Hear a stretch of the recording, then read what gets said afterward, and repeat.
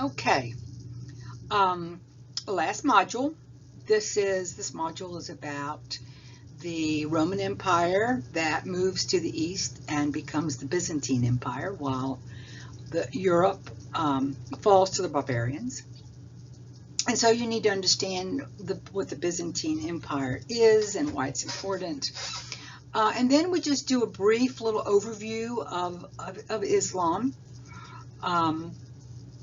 So, you know, a little more inclusive, not always staying in Europe. So that's what we're going to be doing. And this is really, to me, a short overview, but what's important is that you really understand the difference between the Western Roman Empire and the Eastern Roman Empire, and what those contributions are.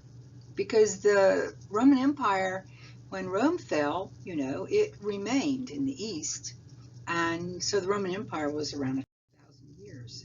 Also, I added this little, this is in your PowerPoint, so I won't be in the corner talking. And, you know, I like timelines because you can really sort of put in order what you've learned. So here's Akhenaten, the Egyptian, first monotheist pharaoh, only monotheist pharaoh. Then you've got Moses here with early Christian, and then all over here you've got execution of Socrates. So we're looking around here about 400, and then, you know, you can see over here, right, you just learned that here is those philosophies of the Hellenistic period, Stoicism, skepticism, as they move to their demise and are captured or conquered by the Romans. So this is one, and this is the other one that just sort of also, you can see, well, there's Laocoon, that's when that's created. That sculpture versus Good Shepherd is over here, early Christian. And we're going to be talking about, we talked about this briefly, the Pax Romana, that 200 or so years when there was no warring.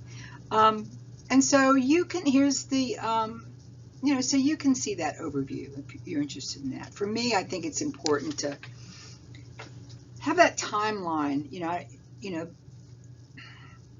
teaching history chronologically is problematic because there's so many influences that you could talk about that affect something else, and you could talk about several things at one time. That being said, it is important to have some sense, and I don't like dates, but some sense of time and order for you to understand, like, how cultures, civilizations, how we build on those earlier civilizations. So I include that for you. Now, if we're going to Byzantine Empire, we have to look at the Roman Empire and what happens.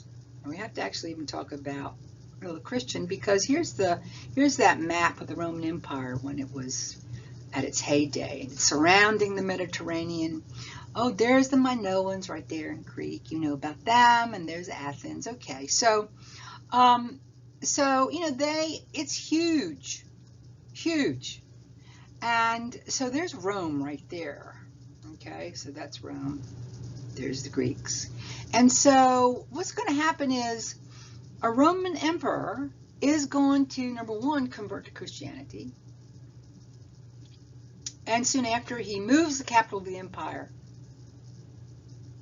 of the Roman Empire, from Rome to Byzantium. Hence the name Byzantine Empire. Okay? So that's pretty big, because when he does that, you see, moves over here to the ancient Near East, and actually Byzantium is his temple today. Well, then this is going to fall to the barbarians coming down, these northern tribes coming down. So that's going to happen. So here you go. Here's picture of Constantine, and he's the emperor who becomes the first emperor, Roman emperor, to convert to Christianity. And he's also the one that moves the capital to Byzantium. He changes the name after himself to Constantinople, and it is in Istanbul today, Turkey. So before that happens, I want to just point out that, look, his father, that emperor, is persecuting the Christians. So here again, which you saw before in that last section of that last module, is here's the Christians are being persecuted. 64, several hundred years. I mean, it's bad. You're in the Colosseum with gladiators and lions, and they're being burned alive. I mean, it just goes on and on. But Constantine converts to Christianity. It's more political reason. I'm not a Roman scholar, and I couldn't go into all the details of that. That's for a historian, or if that's something you're interested in. But it's my understanding it's more like it's like more political thing than just this, spiritual conversion that can take place for people. But that being said, you do have early Christian, and you can build a church now, the old St. Peter's Church. They can come from underground, from those catacombs, and now they can be open about who they are. And so he converts to Christianity around 3012. Okay. He rules from 3006 to 337. As you can see, even when he's ruling, the Christians are still being persecuted, but it gets better, and he does convert, and then he moves the capital. And look, this is what it looks like. Here in orange, that is the Byzantine Empire, okay?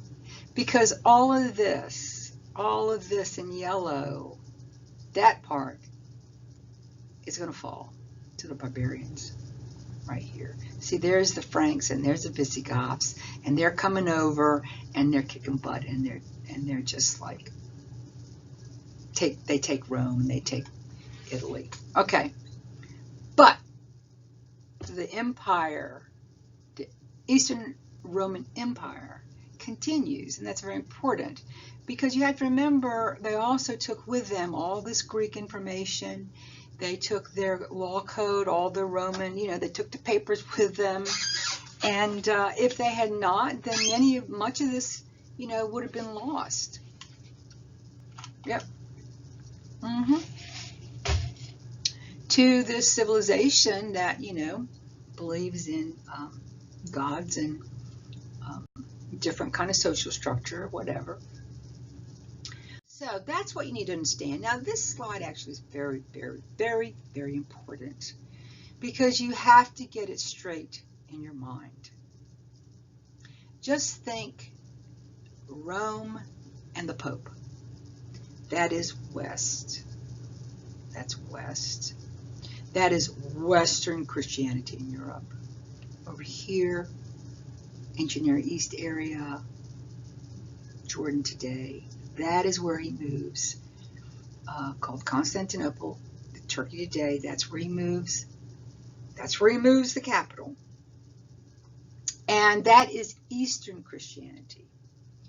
And so Roman, and here's at the bottom, Roman Catholicism or Latin Christians, that is Europe. Over here, it's called Greek Orthodox Christianity. We have a Greek Orthodox church in town here. It's on Oak Ridge Avenue, and you can see these elongated figures that you'll see soon in this PowerPoint. So the Byzantine Empire is the East, and it's different. It becomes remarkably different. The West moves in its own way to then, be level, rebuild, and come back with these amazing cathedrals. So this is what I already told you, that he moves capital and he changes the name from Byzantium, that's the ancient name, to Constantinople, henceforth Byzantine Empire. And they speak Greek Orthodox. Rome or Latin, they speak Latin. In church, in Catholic churches, it's Latin. So that's the difference, okay? You have to keep those separate, because the East you're going to see, as you already saw, is a little abstract. And they're going to continue with that. They're going to pick that up again. Sumerians were sort of abstracted, and they're going to be more abstract, where the West, as we've seen, are always pretty representational in the way they create images, right? All right, so let's do this. And what I've done in this is I've just put some images. I didn't put the titles, just because it's boring to see just text. So I've included images that are relevant, like this is a Byzantine church. This is a relic or, artifact. And here is what you would have. This is what exists today, parts of Rome that are still there. And that's, what it would look like. These are ruins, of course. But see, there's differences. So in the West, the Pope resists what the Western Christianity resisted what the Eastern Christians were doing. Well, first of all, you're going to see that in the East, they're still emperors.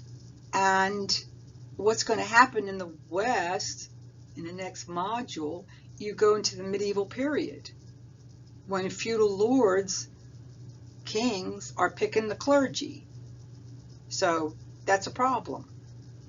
So when you look over to the East, they're emperors, and they still think they're pretty special. God has chosen them to rule.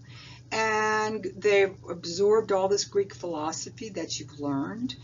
And they're combining these ideas about Aristotle and Plato. And it's called Neoplatonism, which keeps coming up in history, Western history. So Neoplatonism is this. Okay, Plato wasn't monotheistic. Plato believed in a higher level that we can't, it's that third level, right, that we can't get to. And so with the Christians, how do you, whenever you have something huge, like a new faith, how does that get interfaced in a culture? I mean, how do you get people, how do you get Romans to buy into that? How do you explain it? Well, this happens through the idea of Neoplatonism, really. And they're combining these, and they continue to do this, is that, look, there is this higher level, and Plato, and that's what the Neoplatonism is they're talking about. They're connecting his philosophy with Christianity, and they're using that language, the Greek language, and the Greek beliefs, and so that's how that works. So just like, and now this course doesn't go into, I'm sort of skipping into the Renaissance. We'll go next into the medieval period for 1,000 years.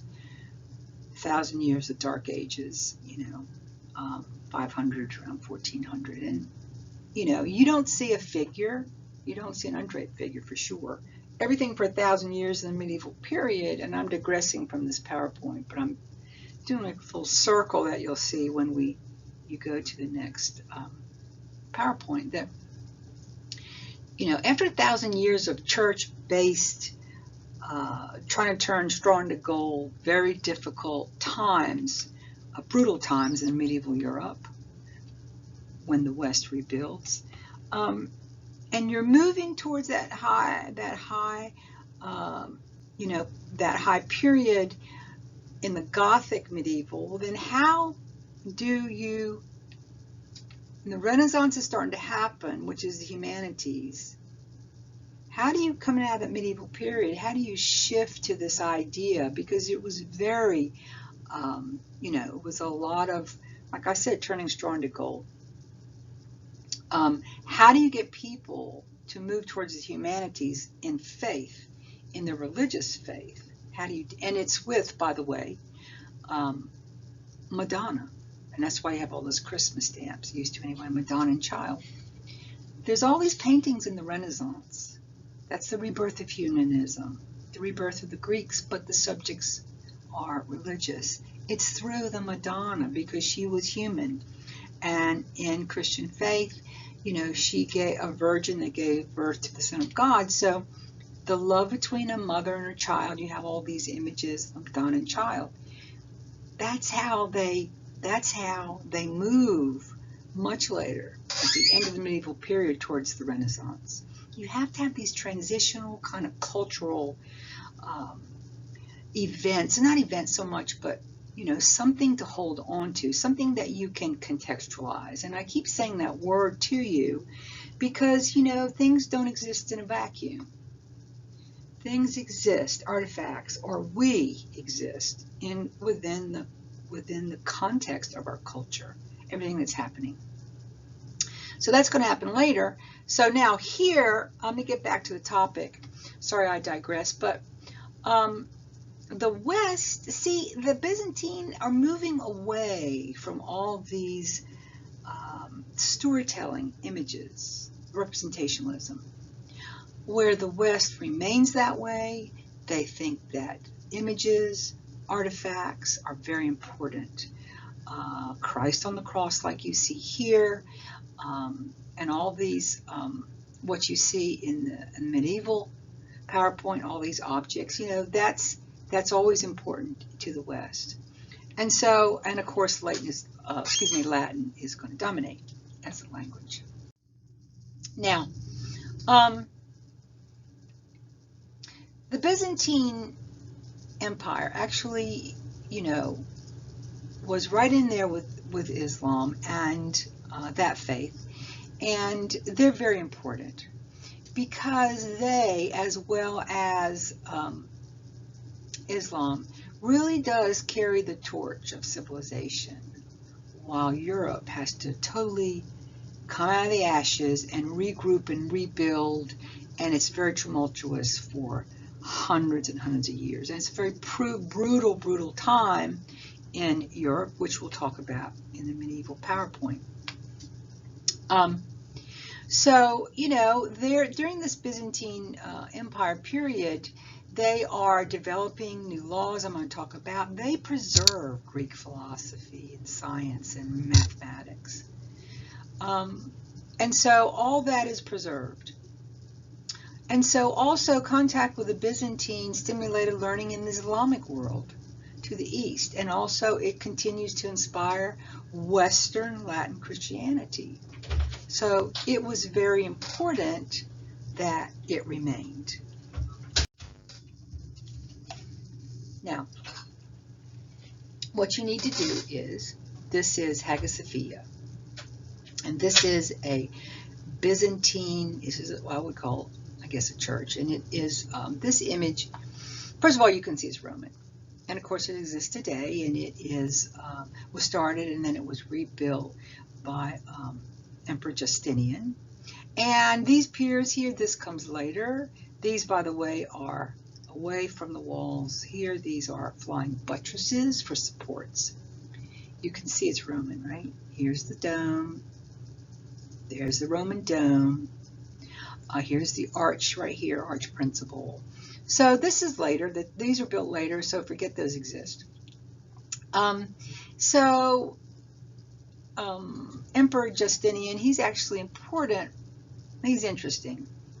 So he finalized and builds this actually for his lovely wife, his Queen Theodora, which we're going to look at. And this is the interior, and as you can see, it looks very similar to what we've already seen, because they're Roman, with the Pantheon, right? Well, as you look closer at the interior, this is actually a mosaic, which is small tiles. You still don't have oil painting, this is just mosaics. The Romans were amazing. They did amazing things with mosaics, by the way. And on one of their mosaics back in Rome, I mean, it was so realistic. And this is just cut little pieces of tile. And on this one horse's eye, there was like over 76 pieces. So it looks super, super real. But so mosaics are very popular with the Romans, tiles and mosaics. Now, Justinian is important. He rules from 526 to 565, and he's really one of the significant Byzantine rulers. And this is what's in on the side of the wall there in Hagia Sophia. And this is his wife. This could not be Western, okay? Here's his wife. This is his beautiful wife. She was actually a concubine or a prostitute. He loved her. She's very powerful in his court. And these are the apostles. So a queen is standing by the apostles. This would never happen in Rome. Not only is she standing by the apostles, but you have this, you don't know this, but this right here, this circle is a halo, which means, you know, a halo is holy. Later it becomes like, you know, like this, three-dimensional. So this cannot be Western. And you can also see that this mosaic, look how they're abstracting. The figures are elongated, stylistically different. And then there's one of Justinian on the other side. He has a halo too. So this could not be the West. Okay? So that's called, the title is Theodore and Her Attendants, and that is inside Hagia Sophia. So see, she, this is just some, this is a little bit of, this is some gossip. True, but you know, just to make things interesting. Yes, she was a prostitute. Okay, it's a trade. But she was so powerful. Justinian loved her very much, and she actually assisted him in ruling. And so, you know, this author, he was not happy with the way she ruled, and so he wrote a book about her and told all these truths about the reign, but he didn't have it like published or circulated until after he was gone, because he certainly would have been executed. So that's what happens, and it's called The Secret History. Now this is why he's important, because he is going to take all that Roman law code and he's going to create a series of books called the Corpus Juris Civilis right here. And they're 4 books, okay? So that's great because he has his scholars and he's like there working with them, and he takes the information he wants from all those historical documents, and those that he doesn't want, he just destroys. So this is what he thinks is important from his, so this is his version that will only remain that we have. So, you know, this really goes to our first day class. I mean, who's writing the book is going to impact bias or what's important. You see what I'm saying? So I tell you that just again to remind you that, you know, truth varies and truth is the result of many things. So those are, and these are very well known to attorneys, and you know, this is a law code. So just one thing that happened is called the iconoclastic controversy, and it's a period when they said no icons. An icon is an object, it's a relic that tells a story, and it's representational, like Christ on the cross is an icon. When I say this is iconic image, that means that it's very important, a lot of people know, but an icon itself is from a culture, and it is it a relic, and it represents that culture. Well, you know, it didn't go over. So this is important because Islam doesn't have images, representational images. Neither do the Jews, the Hebrews. Christians do, okay? All these stories, like the Good Shepherd, or all these stories from the Bible. Some faiths do not do that. It is blasphemy to do that. But Christians, you know, they like stories and they like images, okay? But anyway, the icon was not totally removed, but it's very limited. And if you do go by the Greek Orthodox Church that we have in town on Oak Ridge Avenue, like a mile from us, outside the church, you will see these paintings. And it looks just like that, like Theodora. So you can see that. Just look it up on your phone, Oak Ridge Avenue. All right, now that is the Byzantine Empire. Yeah. Some important points about the difference between that civilization, that empire in Rome that falls, and how they maintain so much information for humanity, and the differences. But Rome, leveled, Europe is level, but they're going to come back, and that's in the module on the medieval period. And lastly, I just wanted to cover Islam because, I think it's important to talk about, to be multicultural and talk about other places around the world. So this is, we're going to talk about that, and this is a close-up of a Dome of the Rock, and I'm going to explain that. I think that's relative today because, there's continued fighting over that location. And you may or may not know what that's about, so I'm just going to put it in historical context. Okay, so Islam, due to the warring between the Byzantine and the Persians that weakened both of them, the Arab tribes are going to be able to start pushing Byzantine Empire, further back into Asia Minor. So Islam means the perfect peace that comes from surrendering one's life to God. And it is based on Muhammad, who flees Mecca in 622 after he has recited the Quran. And Ramadan, they celebrate Ramadan, and that commemorates his flight. And when God spoke to him, he returns to conquer Mecca, okay? And of course, the Quran is the Muslims' book of prayer. It is built on Judaism and Christianity. I think that's an important point because the Hebrews, the Jews, built on Judaism and Christianity. You see, Abraham is the father of the Hebrews and therefore Christianity, and he is the father of Islam. But as you can see, one father, and then that faith, that beginning faith with Abraham, splits in time to 3 different directions. So just some little facts here that the book should not be translated to any other language, so you better be able to read that. And what I just said, Abraham is the forefather of the Jews, the Muslims, and the Christians. And so just like the Hebrews, the Jews, Jesus is a prophet. He's also not the Son of God, but a prophet to Islam. And for them, Muhammad was the last prophet.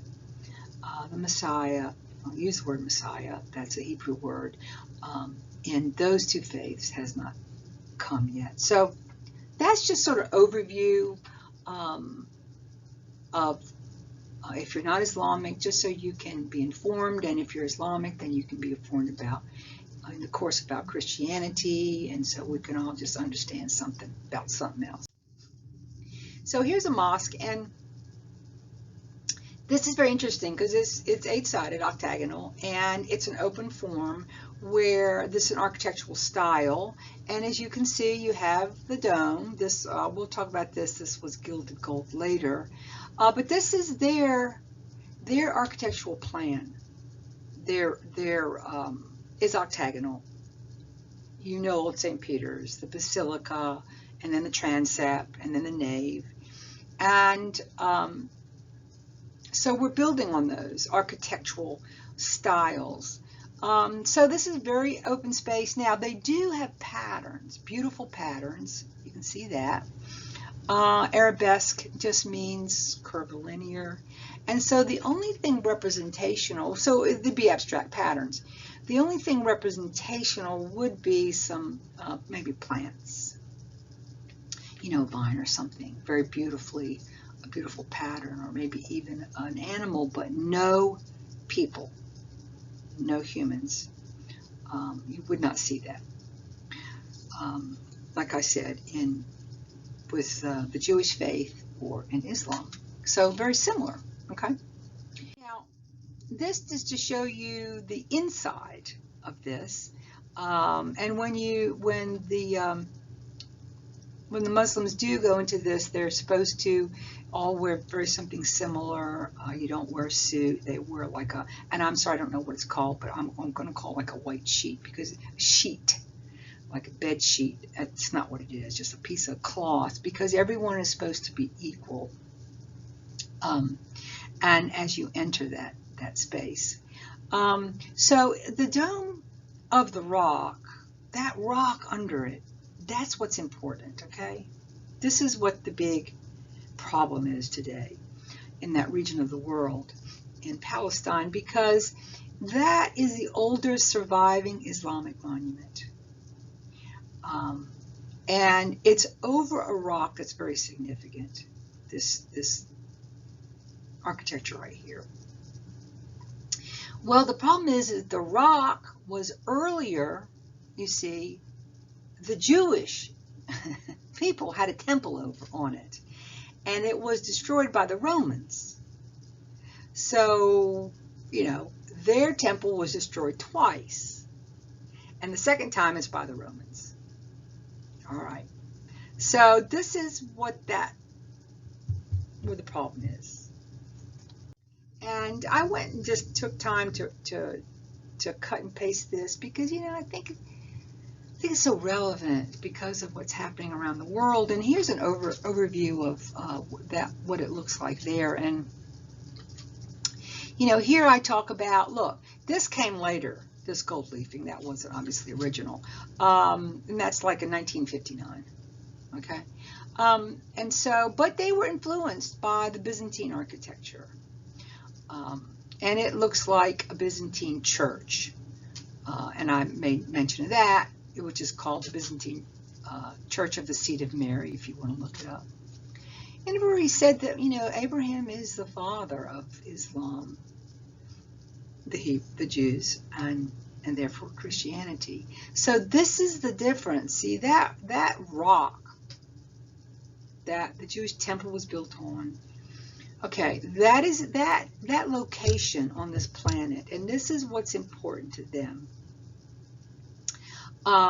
It is connected to Abraham, and that place, that location, is where God created the world and the first human, and then he puts Adam there.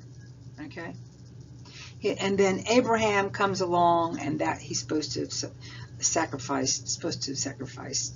almost sacrificed his son at that site. So the Jews feel that more than anything, God's presence is manifested there. Okay.